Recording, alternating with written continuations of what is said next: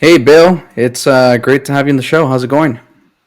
Hi, Chris. Thanks a lot for having me as a part of the podcast, and I'm excited to have a little discussion with you. Yeah, no, super excited to have you here. I've seen you around in the industry for a lot of years, back in my SIU days, and definitely you're well respected and well known.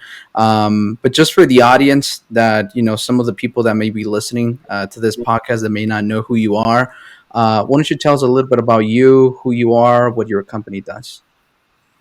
Sure. Again, my name is Bill King, and I'm privileged to be the president and CEO of Impact General.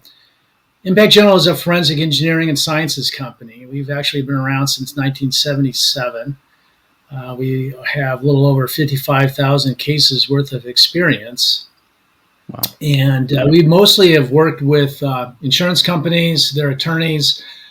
We also work with the plaintiff attorneys. So we're a forensic support mechanism to those entities, and find ourselves in all types of litigated scenarios, from property science issues, public safety, environmental, construction. We have an automotive sciences department, so we do a lot of collision reconstruction, biomechanical engineering analyses, and other case types that serve that expert witness role. And that's what we've been doing for our career, and we specialized in it and have a lot of experience in that. Yeah, that's awesome. 1977. That's a long time. What is that going like on 50 years? Yeah, well, yes. And I'm not one of the original founding principals, but I've been around with the firm for about 30 years. Yeah, that's awesome. Yeah, that's a long time, and I think that in itself says a lot about the company, right? If a business is around for that long, you must be doing something good, and I know you guys crush it, so that's great. I want to specifically talk to you a little bit about slip and fall claims. I know that that's something that falls within the umbrella, and it's not, it's more seen on liability cases, maybe on the general liability side. Employers, people walking into a facility, slip and falling, filing a claim. What other type of claims are you seeing as far as slip and fall when they're being sent over to you?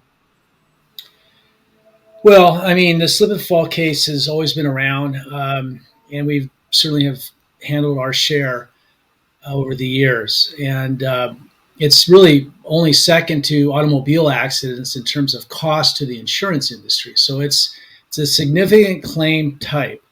And our involvement has been, again, in the forensic role to evaluate why and how somebody slips. And then the insurance company, with that analysis, can make some liability decisions, whether they need to pay that claim or perhaps not, but make their judgment calls based on what actually happened. And so our role has been traditionally trying to figure out the cause. And so a slip and fall is not as uh, one dimensional as one may think, that somebody walks onto a hard walking surface, for example, and there's, a puddle of water, and that's the cause of the fall because they slipped on a wet surface. Many times it's so much more complicated, and there's more facets to that case to determine why that person slipped, even though the floor was wet. And it could be anything from lighting to maintenance issues, and to even the shoe wear that the person that slipped was wearing at the time. And so we have to look at all these facets. And as a result, that case type, when evaluating the forensic uh, cause, actually can be rather complex. And if there's one thing I could say about that particular claim scenario and that type of case, is indeed that it's a multidimensional issue, not Yeah, one dimensional. yeah, totally. Well, and I know that, we, in a perfect scenario, you would have some sort of video surveillance of the incident. you have some sort of like witness testimony and other factors of information that would allow you to help conduct your analysis. But um, tell, what about like those situations when you don't have video surveillance and maybe you don't have witness statements? I mean, how much more complex does it really get to be able to analyze that? And like, what are some of the hurdles that you guys have seen in the past with with that lack of information to be able to do a proper analysis? Well, more and more we are seeing claims that occur not just in slip and falls, but vehicle accidents and other scenarios where surveillance cameras play a big part of determining what actually happened, and they are a feature to any case. But even with a surveillance camera, you still have to determine other facets that aren't just on that video. So yes, it's a powerful tool, but it's not always the answer to the case in terms of why and how and who's responsible. But if we don't have that, the other aspects to why somebody's going to slip um, can be again multifold. And one area that we've put a lot of attention, however, though, is actually the friction level of the walkway surface, right? So if somebody claims they slipped, they're claiming that the floor was slippery for one reason or another. And the only way to figure out whether that floor had enough traction to prevent a slip or potentially could have caused or contributed to a slip is to measure the friction level of that walkway surface. And so that many times can be a root cause of a fall, is the fact that the floor was poorly designed, poorly maintained, or just the wrong surface type for the application. But again, the only way to make that call is to measure the friction level. And the measurement is done through what is termed tribometry or tribology even. But tribometers are the meters that measure the friction level of a walkway surface. And they can tell us where we fall in terms of traction level. Is it high traction, moderate traction, or low traction? And so it's a quantitative analysis, and it gives us a number, and we can assign the degree of slipperiness to that floor, and also then consequently determine if it caused or contributed to somebody slipping. Right, right. And one thing that we were talking about off the line was the type of equipment and devices that are utilized to be able to measure that friction properly, right? And one of the things that stood out to me was that you mentioned that there's a variation of devices out there, but if you were to use all of these devices and you were to take measurements of the same flooring, you would still get different results. And so tell us, let's share that a little bit with the audience. Like, why is it that you would get different results from different, devices if they're measuring it against the same flooring? Right. So not only are slip and falls multidimensional in terms of just determining the cause, some of the applications used to help determine the cause are problematic as well. And so that comes into the many types of machines that are used to measure the friction level of a walkway surface. And again, this approach is called tribometry, and there are many tribometers out there. There's probably 11 popular machines that are used in the United States that can go on any given case. And unfortunately, and this has been proven out in scientific studies, that the tribometers across this field, these 11 type meters, all will get different numbers on the same tile surface. Why is that? Well, there are different designs, there's different ways of using the machines, and even the standards that are out there can have an effect in terms of the number that you're going to achieve. So as an insurance company or an attorney, anybody that's retaining an expert to go out and measure the friction level of a walkway surface needs to be aware that you have to approach it correctly and make sure that your expert has an understanding of the type of machine that he's using and can back up how it measures the friction level to ensure that they're following sound scientific principles and physics to come up with their numbers. And that's a little bit of a rabbit hole, Chris, that Yeah. we can talk about further, but it gets a little more complex.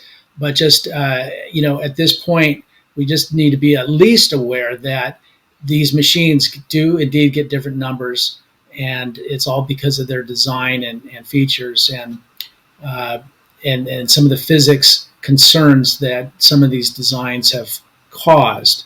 And really measuring the friction level of a walkway surface is actually rather simple. It's not a complex formula. It's just a matter of creating a ratio of two forces. You've got when you measure a floor and you drag something across that floor to measure it, you have two forces interacting. One is gravity holding your device onto that floor, and then a horizontal force to get it to slide across that floor. And the machine that does that most um, elegantly and precisely is going to be the machine that you want to use, and that you can also prove that is the approach that the machine um, has integrated into its system design, so that the expert can be fully defensible in terms of the numbers that he achieved and is presenting to his client. Yeah, totally. Well, and just to build up on that, do you find that these different tribometers, that the results that they're producing, it's large and it varies a lot. So is it large enough where it could make the determination, it can make the difference in, for example, accepting a claim or denying a claim, where in terms of liability, I think that's what a lot of the audience that are listening are going to start wondering. If I retain one expert and their device, or they come up with certain measurements, but then I retain another expert and they're using a complete different device and that gives a complete different measurement. Have you seen over the years that those measurements could be very well apart in variation, and that essentially could affect the outcome of the claim? It absolutely does affect the outcome of a claim. And in fact, I coined the phrase in this type of litigation, this slip and fall litigation, where you get as far as trial, um, that what the meters are tending to create is a battle of the experts scenario. Right. Uh, as one expert saying that the floor is high traction, another floor expert's coming in and measure that same floor in the same condition and says that it's low traction, it's slippery, it's what caused the slip. And depending on the machine that you're going to use, you can actually pick and choose. If you want to find numbers that are high, you could use machine number A or letter A. If you want to find that the floor is slippery, you may choose a separate machine, B, and come up with a different number. So it's a tricky situation, and indeed the meters are causing this problem. And uh, one of the reasons why I'm so familiar with the slip and fall industry is to help affect this or improve this situation. And one of the ways that we've done that is one of our engineers here at Impact General has designed a new machine to take a better physics approach that's fully defensible and easy to use, uh, that is irrefutable in terms of what it does and how it does it, Yeah, to yeah, come up and with that's numbers. yeah, and that's the GS1, right? That's what I wanted to touch base on. So what makes the GS1, what the measurements that are obtained through this device, what makes them more reliable versus, because it sounds like the other devices in a way are I don't want to say bias, but it sounds like depending on what type of outcome you want, you would pick you would pick and choose from the devices. But certainly the from our conversation previously, the GS1 that you and your team were able to manufacture is has a lot of implementation where it removes that bias component, and it gives you more of a reliable calculation. So without going too much in the weeds and sharing too much details about the device, what are like some of the components that makes it a little bit more reliable per se? Well, it does get a little more involved, and in terms of what it does and how it does it, but there's a couple major points. One is that our meter is an approved meter with the National Floor Safety Institute, and we're not the only meter that's an approved meter. And anybody can go to NFSI's website and look at the machines that are approved. There's a couple of them, several. But in terms of the GS1, we designed a system that interfaces with software and has precise mechanical activation and uh, measures these two forces that I had mentioned in a very precise way. So our gravity force and our horizontal force. And there's problems with tribometry that are well known, and what we managed to simply do is design those out of our system so that we are no longer working with antiquated concepts and ideas and concerns. We've eliminated those issues and put together a system that works flawlessly in terms of what it's designed to do. That's awesome. So have you guys been implementing the GS1 already into your cases? Yeah, I mean, we've been using the GS1 as Impact General on our forensic work for the last 5, 6 years. Oh wow. And of course, the GS1 is available for sale, and so we have sold across the country and the world. In fact, the U.S. Embassy across the world, that the U.S. embassies are measured using the GS1. We just sold a meter to a company located out in Vietnam. But all across the United States, there are users of GS1s, and they're all very pleased with the way the machine works, the time it saves in the field, but most importantly, that they're comfortable with how the numbers are achieved and the precision there. And so that if ever they are required to testify as to how they came up with their numbers, now they have a system that they can competently describe, know how it works, and why the numbers are so precise. Yeah. That's great stuff. I want to switch gears a little bit and to talk about early intervention. This was something that we had talked about, and you mentioned that it makes a difference when an insurance company or somebody facing a slip and fall claim wants to retain an expert and seeks your services.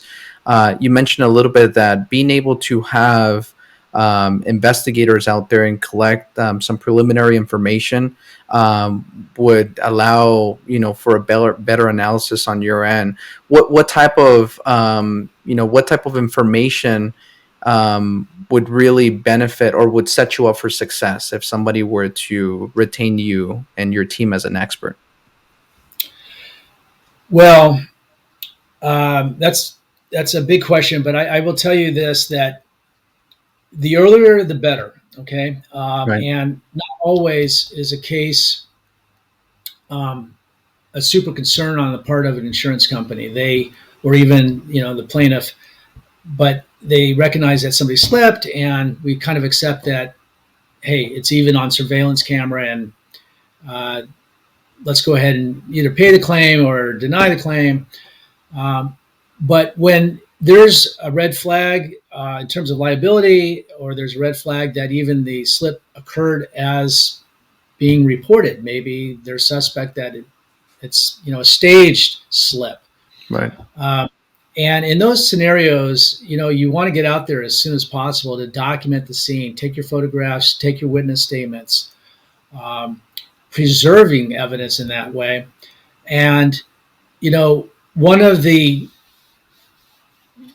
strongest components when we receive an assignment in terms of documentation is when we have an investigator's report, either an adjuster who's gone out and done a scene inspection, uh, documented the environment, did witness statement taking, and other techniques to build a case, right?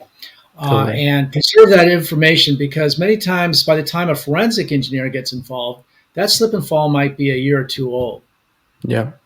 And so these reports that we get either through a private investigator or an adjuster who's managed to get out from the cubicle and get out in the field, um, that is just so powerful. And it gives us a lot of information that we may not have an opportunity to even view because the amount of time that goes by. So yeah, working with private investigators who can get out to the scene and ask the right questions, document the scene properly, and identify red flags for their clients that, hey, maybe this didn't happen as reported, or maybe we can pursue some type of subrogation or liability decisions that should be made due to what they're finding out in the field. And so that's a critical component to all of this. Yeah, absolutely. Or even being able to expedite the involvement of a forensic expert, right? Like you and your team, because without talking too much about it, but like through my firm, Strike National Investigations, we work with insurance companies, and that's we can't stress enough like the importance of early intervention, being able to like get us out there and start documenting the scene as quickly as possible, so that one, like you mentioned, being able to identify areas of opportunity to pursue third parties through subrogation, or maybe in some other type of claims like in workers' compensation, being able to determine maybe some apportionment avenues, but also being able to determine, hey, you know what, there's some questionable component about this claim, or something's just not making sense. You may want to get a forensic expert involved, and come and do an analysis of this. So for some of the audience listening to this show, they might wonder, what are some qualifications or training that somebody needs to be able to become a forensic expert, particularly, let's say, with slip and falls. Like what would somebody need career wise to be able to get there and be able to do it successfully? Well, experts can come from a wide range of backgrounds to get involved in a case like a slip and fall. But most of them have a safety background in some degree, um, training in terms of keeping a building safe for their occupants, whether they're employees or customers that are coming into a store. Um, so also having an understanding of some basic physics and perhaps engineering principles. Um, but any of those type of experts that want to get involved in slip and fall analyses probably have a leg up over others, and also an understanding of tribometry and how tribometers work. But again, as I said, slip and falls are um, multifaceted. So the other sciences that can play a role are human factors, which studies how people who are within a particular environment react within that environment. Yeah. It deals with time and reaction to stimulus in areas such as a hallway or a walkway or a stairwell. And so it relates to signage, and when a sign is placed, are we visibly going to see it, or are we going to just walk right by it? So Understanding of human factors and how humans react in their environments is a key discipline in all of this as well. Biomechanical engineering also can play a role in a slip and fall case when you're questioning the injury. Is it's one thing to slip and fall, and maybe we have that right on video, and we have witness statements that yeah, we had a slippery floor, in fact, and it comes out and measures that it was low traction, and everything aligns in that way that there was a slip, and it's a legitimate slip, and the building owner unfortunately is going to be responsible. But Yeah. what about the injury? Is the injury that they're claiming consistent with the fall? And it may or may not be. And biomechanics can get into what injury is being claimed and then look at the physics of the fall and the forces involved and determine whether they are consistent. And was there a mechanism consistent with causing the specifically claimed injury? Also, even building code experts can or should at times play a role on a slip and fall case, or even a trip and fall. And I sometimes group those two together, slips and trips. Yeah. They kind of happen, about even. We slip as much as we trip. And so the trip could be due to a construction defect in the walkway.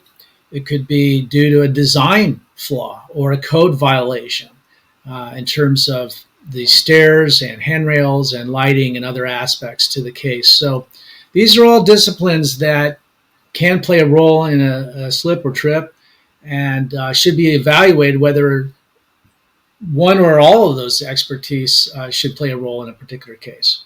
Yeah. And this is all like super important, right? Because what it all translates to for an insurance company is ultimately, are we going to pay the dollars or not, or are we going to pay all of the dollars, or can we divide the cost with somebody else that also has some sort of liability, right? And so it's a lot of it's a very important segment, and I think that to some degree it's also underutilized.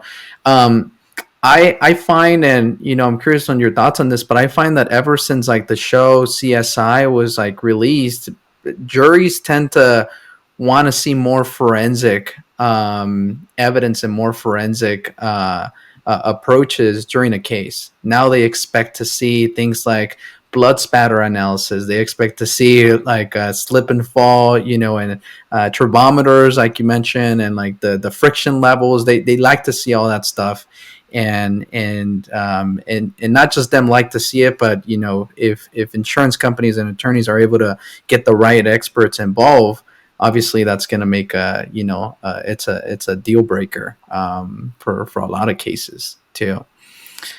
Well, I fully agree. I think CSI's done wonderful things in terms of educating the public what forensics is and how it plays a role. And of course, those shows are a little bit sensational, but Yeah. and typically dealing with criminal aspects.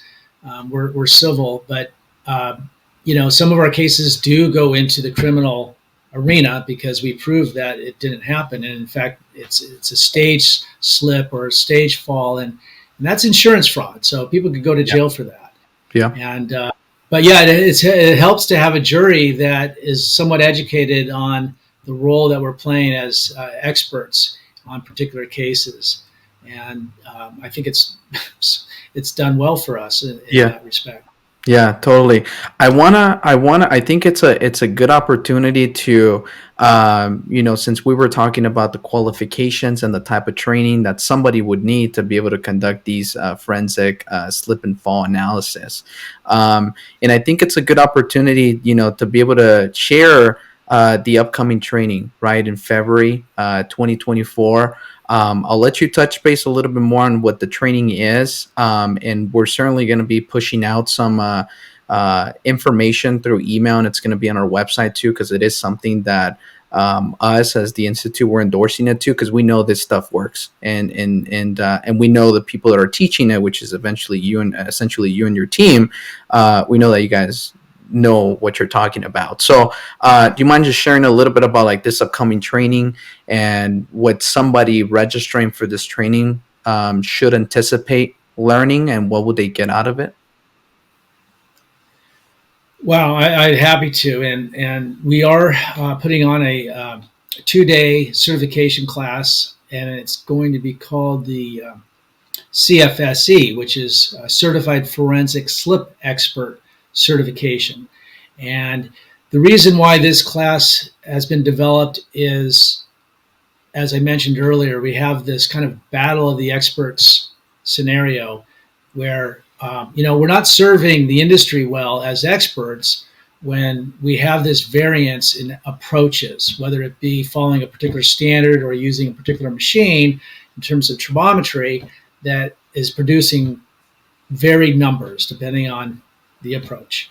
And so the class is designed to narrow the variance in the science and educate the experts or anybody that's playing a role in a slip and fall case. And that could be from the attorneys, the adjusters, risk managers, uh, private investigators that are going out and investigating these case types, and the experts themselves, okay, that are going to serve as an expert witness in a courtroom. And so, if you're going to serve as an expert witness in a courtroom, you better dot the I's and cross the T's and ensure that the proper science is being applied to your case, and you are you can fully defend yourself in your approach. But essentially, the class is to educate on all these points and to empower the expert to feel more comfortable in the courtroom as to why he took the particular approach on a particular case and opined in a certain way. And again, our overall objective is to narrow the variance that currently is, in my opinion, kind of the wild, wild west of slip and fall investigations in our country. We Yeah, just have not there yet. A yeah, lot of really good work. I will point out, though, when I make that statement, a lot of good work has been done to indeed, bring quality standards to the table, bring better equipment, and that those steps are being made. But this seminar is going to bring all of that information to the table and kind of accumulate it into 2 days worth of training and education, and hopefully, empower those experts so that they can go out and do their jobs with more confidence, more accuracy, and serve our clients better. yeah. Such a great opportunity, and especially it being centralized in Orange County area. I could just imagine how beneficial this would be for not only obviously other experts in the industry, but private investigators, right? Obtaining this type of certification and being able to conduct this type of analysis, SIU investigators, risk managers, right? They're on the employer side. And a lot of risk managers, especially those that have different exposures, maybe they have storefronts, restaurants, being able to have this qualification and this knowledge so that if a slip and fall or trip and fall does occur, then being able to just go out to that restaurant right away and being able to start conducting this analysis and being able to determine, do we need to conduct further investigation or not? I mean, that in itself could save this employer a lot of money. Just being able to make that determination early on. And listen, if they are hiring the expert to do the work, out in the field and doing the analysis, they should have an awareness of what qualifications, what approaches should that expert take, and especially today when there are such varied approaches to slip and fall and forensically evaluating so Yeah, now it's up to the expert to serve his client well, but it's up to the client to make sure that they've got the right individual doing their casework, so they don't find that that expert's going to get disqualified once the case goes to trial and the quality opposing attorney, finds out his flaws. Yeah, yeah. No, and you bring up an excellent point, which I had in mind, that just being able to have that training and those qualifications to do the initial analysis, and then being able to determine, do I need to get an expert involved to through more of a thorough analysis, or just do an independent analysis. I want to say independent because a lot of times what could arise in court too is that if the employer itself is the one doing this analysis, the opposing counsel could bring up the card of bias, right? Well, you derive out of this conclusion because you're the one that it's becoming affected, or not, based on the results. So you're going to be biased, based on your own investigation. So being able to analyze early on and being able to determine, okay, do I need to get independent private investigations firm involved to start collecting the information, and then being able to retain an independent expert, forensic expert, to conduct an independent analysis. Those two things combined are going to set you up for success, and being able to make your argument or your defense much stronger.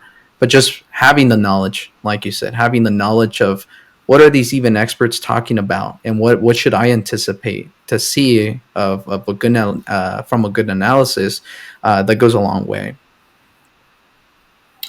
Absolutely, the objectivity is very critical. Obviously, in a litigated case, you have to be able to show that you're independent.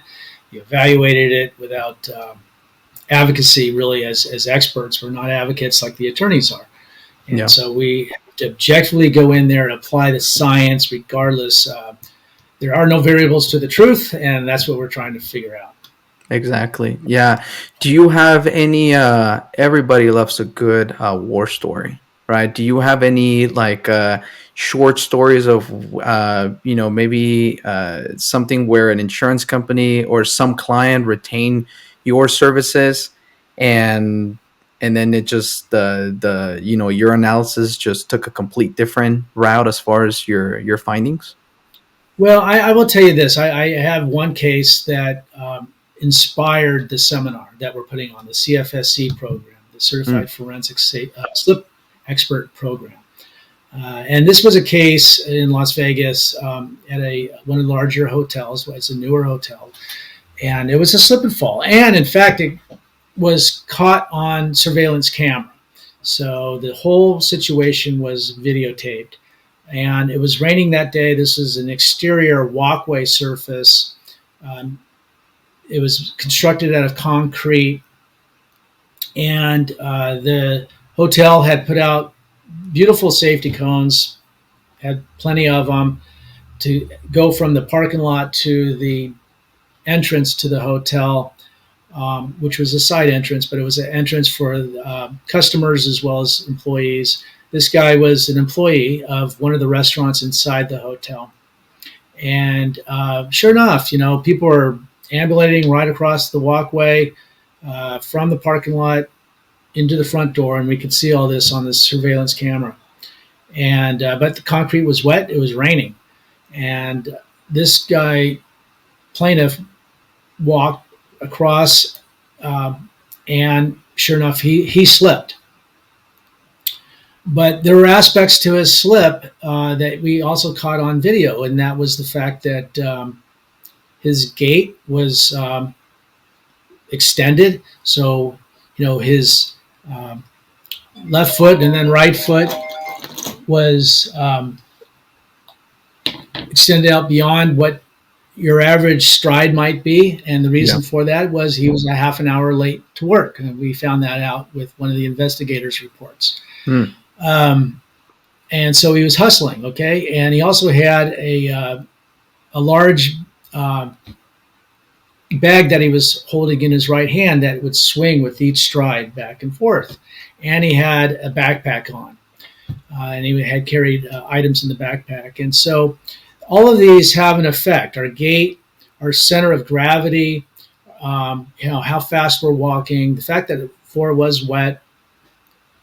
Um, and Then the next component of this case was to evaluate the slipperiness of the walkway surface. So we went out and did a measurement, and we found that this was cone concrete. It had a high traction, and numerically it gave us about a zero point 0.7, which is considered a high traction.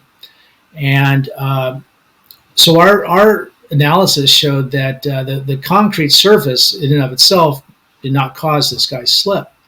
He slipped for other reasons, and our Mm. analysis went into those other reasons, which were the stride, the gait, the center of gravity being lifted up higher on the body. Normally, our center of gravity is right about where our waist is, and so his was higher. And plus, he's swinging a bag, and so all of these factors contributed to just losing his balance more than anything else. And so, from a kind of a physics perspective, we were able to opine on that. But the opposing side had also an expert, and they went out and measured using a particular device, and that device came back. When I say device, tribometer, came back with a number that said that this wet concrete surface was actually slippery. And so that's the reason why he slipped. And so that's kind of a case scenario that we get into, I see all the time. And again, it's your classic battle of the experts. And this case wound up settling, where I wish it would have went to trial, because we could have pointed out some important scientific principles to the courts and get the judges educated, get the attorneys educated. And we're getting there. We're approaching it. And this CFSE class is a part of that, one of the mechanisms for that objective. Yeah, yeah. Well, that's a great story, and it certainly sheds light on the importance, right, of being able to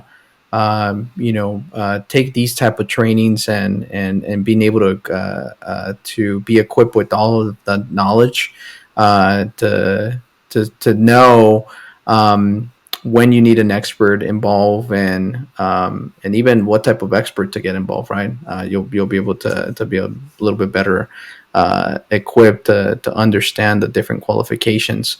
As we're wrapping this up, Bill, one of the questions that I always ask everybody has been obviously, an online institute education specifically for investigations, all types of investigations. I always like to ask everybody, why is education important? Why do you think education is important, and why should people continue to pursue education? And not necessarily, when I say education, doesn't necessarily have to be like a traditional 4-year degree or a PhD, but why is education in general important? Well, let's narrow that down to just our industry, and whether you're an investigator, a forensic expert, an adjuster, attorney, playing a role. I've been in this business for, like I said, 30 years. And as president and CEO of Impact General, every day I come into my office, I'm learning something new, because every case is very, very different. And that's one aspect of my career that I'll just never get a handle, that I feel like I know everything, because I absolutely do not. Yeah. And if you're going to remain competitive and you want to excel in this industry, given its complexity, from legal to technical to just dealing with your customer, whether that be an insured or somebody else, it is one of the most fascinating jobs and roles that anybody can play. And it's one of the most sophisticated as well. I mean, I look at our cases that we handle as, surgery. Every file is as important as, surgery. And though it's not necessarily always life and death, sometimes it can be, especially when you're dealing with slip and fall work. Okay, if somebody slips, and injures themselves, it's catastrophic at times. So we can never stop learning, and if you want to maintain yourself in the industry and elevate in the industry, uh, education is your key, and you want to develop those little bullet points in your resume to get up to where you want to be and maintain a competitive edge for sure. Yeah, totally. No, I agree with all of that stuff, and I certainly relate with you. You know, it's being an expert is not necessarily just obtaining a certification and just relaxing and you all of a sudden know it all. Is you really need to stay on top of things, right? Because the industry changes, trends change almost. It feels like monthly. Everything's changing, and you really need to just have an edge and be on your toes to be competitive and not just competitive, but ultimately being able to provide a good service, right, for your clients, and because that's what they deserve. So, um, well, Bill, it was great having you on the show. For some of the people that are listening to this and are interested in taking that training that's coming in February. Um, we are going to be, if you're part of our subscription list, we are going to be sending an email out within the next couple of days with more information on that training. It is also going to be available on our website. But is there any other location, Bill, that they could also find it on your end to register? Yeah, they should go to impactgeneral.com and find out everything you need to know about this upcoming class. And it'll be front and center on my website, so easy to find. And if you have any additional questions or would like to discuss this at all, feel free to give me a call. And my phone number is on the website, and I'm available for that. Awesome. Great. Well, this is going to be good information for everybody, and we definitely encourage everybody to take advantage of that training because we don't see them often being pushed out, and I think it's certainly of a lot of importance and a lot of great information there. So, Bill, it was great having you on the show, and yeah, well, hopefully we can have you back for another episode soon. I enjoyed this, Chris. Thank you very, very much for hosting this podcast and all the hard work that you're doing. I think you're doing an excellent job. I appreciate that, Bill. All right. Thanks.